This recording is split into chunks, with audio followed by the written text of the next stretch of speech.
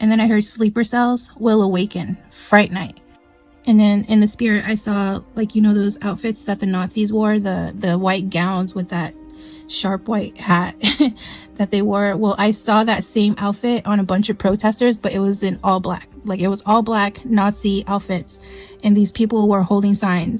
And the signs that they were holding up said America, but they were shouting death. And they were like, you know, throwing the signs up like death, death, death. And on the sign it said America. بعضی از این حرفایی که در این سفر رئیس جمهور آمریکا به منطقه مطرح شد لایق جواب دادن نیست اصلا.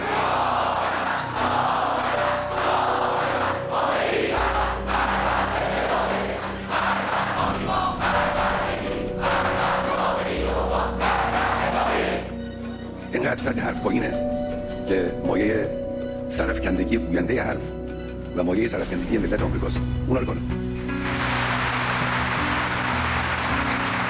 لکن یکی دو جمله رو باید روش توجه بکنیم.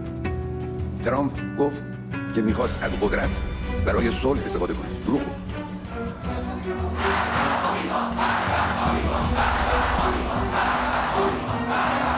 ایشون و مسئولان آمریکایی دولت‌های آمریکا از قدرت استفاده کردن برای قتل عام غزه، برای جنگ افروزی در هر جایی که بتوانند، برای حمایت کردن از مزدوران خودشون.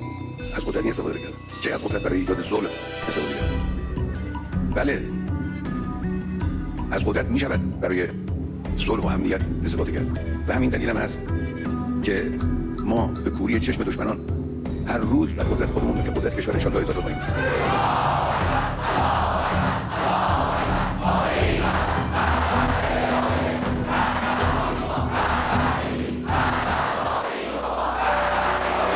به همت ملت‌های منطقه آمریکا از این منطقه باید برود و خواهد رفت.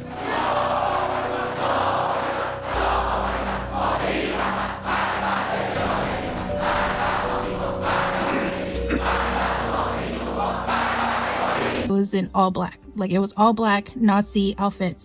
And these people were holding signs. And the signs that they were holding up said America, but they were shouting death. And they were like, you know, throwing the signs up like death, death, death. And on the sign it said America.